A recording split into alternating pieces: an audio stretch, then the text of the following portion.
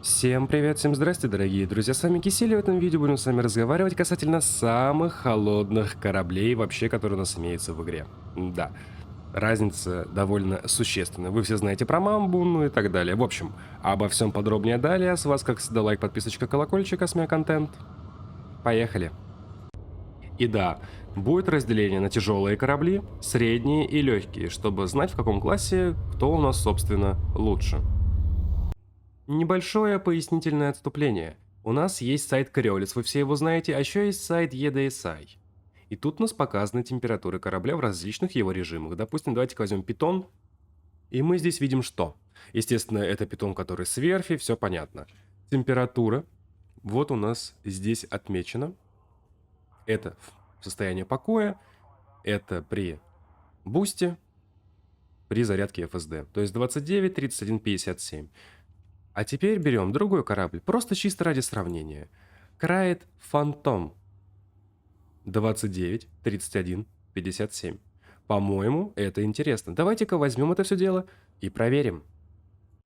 Вот сейчас у меня питон, обычный с верфи, вот вам перечень оборудования, если на слово не верите, пожалуйста, видите то, что все Е-класса. Но я поставил еще рельсотрон, объясню дальше потом зачем. Как видите, 29%. Давайте-ка выстроим рельсотроном и посмотрим, что у нас изменится и какое будет значение. 37. Хорошо. Теперь то же самое давайте провернем с Крайтом Фантом. И вот тот же самый Крайт Фантом. 29%. Он не самый холодный, я ошибочно это говорил, друзья. Но не слишком сильно я проглядел, но об этом далее. В общем, давайте-ка выстрелим, посмотрим, что у нас будет с температурой. Те же самые 37%. Забавно и занимательно. Но давайте не будем забывать про различные характеристики нашей силовой. Вот, допустим, 7А Power Plant имеет такую, как Heat Efficiency, то есть эффективность. То есть тепловая эффективность, скажем так. Посмотрим, что у нас будет с питоном, с такой же силовой. И да, я поставил еще два рейлгана, то есть рельсы, и будем все это, собственно, смотреть. Значение у нас 18, 21, 52, а с пушками 39, 61. Давайте сейчас то же самое сделаем с питоном. Вот у нас, как видите, питон 7А силовая, рельсы 18, 21, 52. Дальше, правда, 36,55. Это все, конечно, очень интересно. Любое действие, любой выстрел, использование банки, чего-либо еще повышает температуру нашего корабля в числовых значениях. И как все это считать, честно, я ни малейшего понятия. Но благо это сделали за меня. И еще, оказывается, очень и очень давно. И вот статья, и вот таблица от 18 июля 2020 года. Вообще, как это мимо меня прошло, я честно не понимаю. В общем, вот что мы видим. Разделение кораблей по размерам. Маленькие, средние, большие. И следующие характеристики. Hull Mass — это масса корпуса. Как видите, она, естественно, разная. У дельфина 140, тут она вообще вот огромная у имперского катера. Далее. Thermal Capacity. Сколько мы можем, так сказать, сохранить тепла. Это как-то так формулируется в данной штуке. Типа корабль тяжелее, будет хранить больше. Ну, на примере Дельфина и Diamondback Explorer мы видим, здесь 245, тут 351. Понятно. Минимальный cooling rate. Это у нас получается минимальная скорость охлаждения. Тоже понятно. И max cooling rate. Максимальная скорость охлаждения. Понятно. Если расшифровывать, то минимально это получается, от скольких единиц он избавляется в секунду при низкой загрузке тепловой. Понятно. А максимальная, сколько единиц он избавляется при высоком, собственно, том проценте. То есть, дельфин будет охлаждаться быстрее, но саккумулировать тепла он сможет меньше. То есть нагреется он как бы быстрее, но охладиться при этом тоже быстрее. Я думаю, примерно понятно. То есть вот. Самые холодные — Дельфин, Diamondback Explorer и Diamondback Scout. А дальше уже пошли все остальные: Вультюры, Кобры, Вайперы, Курьеры, Адры, Орлы и так далее. Что у нас касательно средних кораблей? Тут, как вы видите, одинаковые значения, что стороны у Крайта МК-2, Крайта Фантома и Питона. При этом то, что у них разная масса. Тут что-то немножко не то, как минимум, наверное, касательно самого вот питона, потому что значения в оружиях вы сами видели на EDSI. Далее у нас идет Challenger, Gunship, Dropship, Chieftain, Crusader, Фаз, Фердиланс и Мамба. И вот как раз-таки, смотрите, почему Мамба так быстро греется.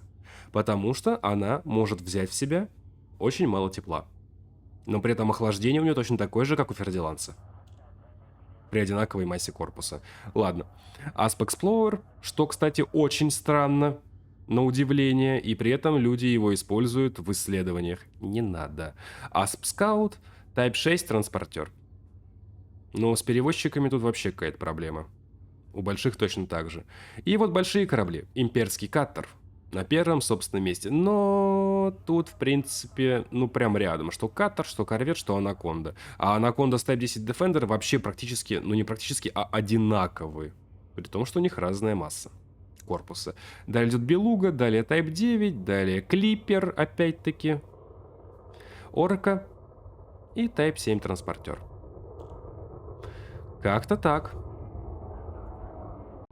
Но тут еще есть одна таблица. И сейчас я вам просто зачитываю перевод того, что писал нам этот глубоко уважаемый командир.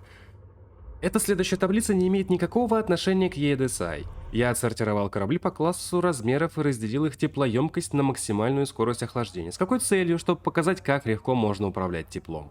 Корабль может иметь низкую тепловую мощность, но достаточно потенциальную скорость охлаждения, чтобы на самом деле это не было проблемой, и наоборот, судно с хорошей максимальной скоростью охлаждения может по-прежнему иметь низкую тепловую мощность. По предложению я переименовал это соотношение в коэффициент пиковой температуры, пока кто-нибудь не придумает лучшее название, меньшие числа, лучше там что-то такое. Справедливое предупреждение. К этим данным следует относиться с осторожностью, так как в них ничего не говорится о конфигурациях судна, ограничениях ядра и внутреннего отсека, а также о том факте, что скорость охлаждения не является постоянной величиной. Она достигает максимума при 66% теплоемкости согласно выводам Фретнекса. Ну, то есть понятно то, что Дельфин, Diamondback Explorer, Diamondback Scout холоднее, чем Крайт МК-2, Крайт Фантом, Питон, а те, в свою очередь, холоднее, чем Каттер, Корвет Анаконда и Type 10 Defender. В общем, в принципе, все понятно. Пользуйтесь, друзья, на здоровье. Что вы там будете из них собирать, это уже ваше дело. Исследователи, различные PvP-фиты, невидимки, такое тоже, по идее, возможно, но это будет уже в других видео.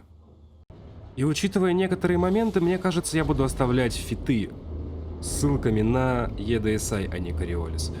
Пишите, как вам удобнее, через вот этот вот сайт, который показан в этом видео, либо по классике через Coriolis.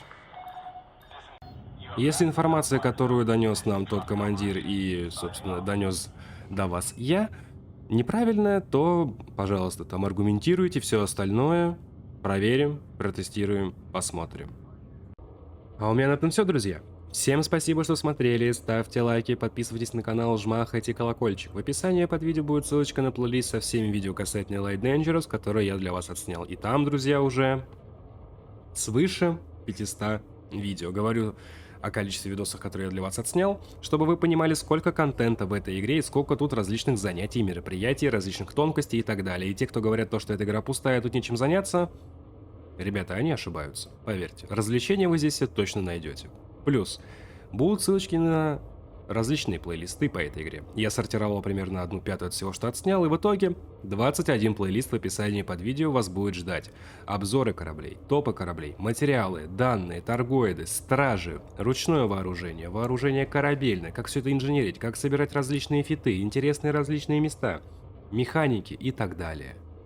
Плюс, будут ссылочки на социальные сети, такие как Instagram, группа ВК, Discord сервер и Telegram-канал, где публикуется информация о выходящих видео непосредственно в день их релиза, друзья. Также в Телеграме и Дискорде имеются чаты, чтобы вы могли общаться друг с другом на различные темы касательно различных игр, кооперировать, за что поиграть хоть в КС-ку, хоть в дотку, не осуждаю. Сам играю в различные игры, как по жанру, так и по сеттингу. Вы это уже, наверное, заметили по стримам и по видосам. И еще такой момент.